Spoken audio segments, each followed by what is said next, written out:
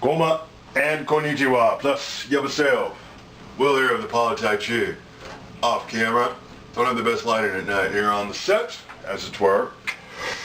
Had to throw in my 2 cents here, I said it once. This is probably going on number 4 or 5.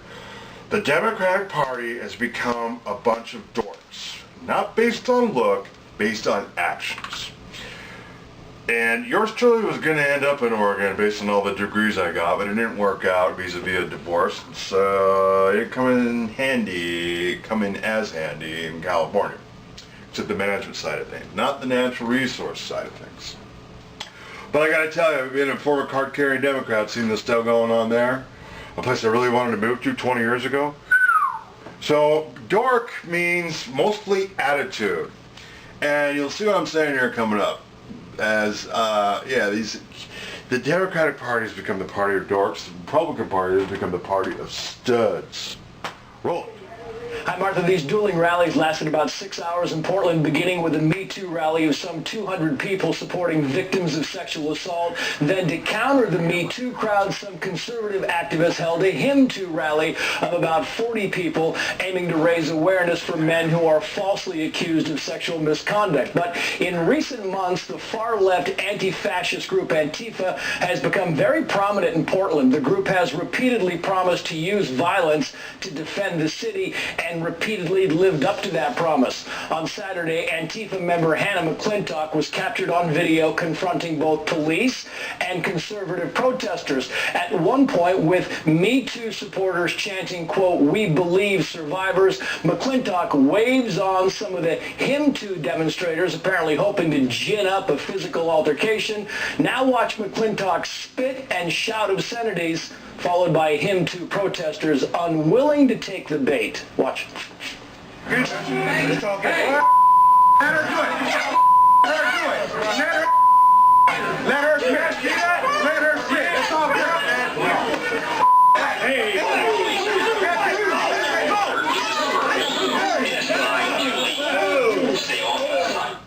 Yeah, Hannah McClintock was arrested and charged with harassment. 5 others were also arrested, mostly for interfering with police. And investigators say these images could lead to other arrests. In fact, that's an Andy inspirational Mellon, the looking independent group. journalist who shot all the video you've been watching, says he was victimized by Antifa members at the rally, claiming he was assaulted by a mob of masked individuals dressed in black who went after his equipment and called him a fascist and an Islamophobe. Antifa members in Portland have also been involved in other violent incidents in recent months, including back in August when they attacked a liberal who supported Bernie Sanders and voted for Hillary Clinton. The young man had just taken an American flag away from a conservative prayer group when an Antifa member struck him in the head with a metal rod. Apparently his crime was carrying the flag, which Antifa calls a fascist symbol. The man needed 4 staples to close the gash on his head. Martha. Unbelievable scene. Thank you very much, Trace. So that fight over METOO and HIMTOO coming just hours after a huge announcement was made by the Trump administration that will dramatically change the way that METOO cases are handled on college campuses, encouraging true due process for the accused and for the accuser. Critics say that it will discourage victims from coming forward, and it's going to be a very hot topic going forward on college campuses. Jason Riley is a Wall Street Journal columnist, and he joins me now. Jason, thank you very much for being with us this evening. In many ways, the college campuses went through the METOO movement before the rest of the country did. And they were given rules by the Obama administration that were very strict, in essence saying, if you're not tough enough on these people who are accused, we could potentially take away your federal funding. Yes, and they didn't do enough to protect the rights of the accused.